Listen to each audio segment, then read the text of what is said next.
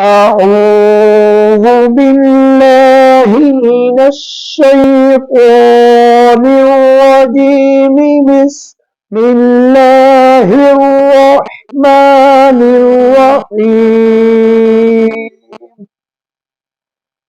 قل أعوذ برب الناس، ملك الناس، إله الناس،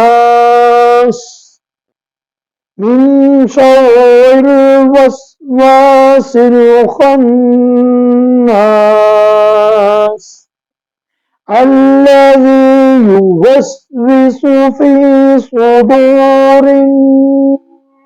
الناس من الجنة والناس. أعوذ بالله السميع العليم من الشيطان الرجيم. بسم الله الرحمن الرحيم.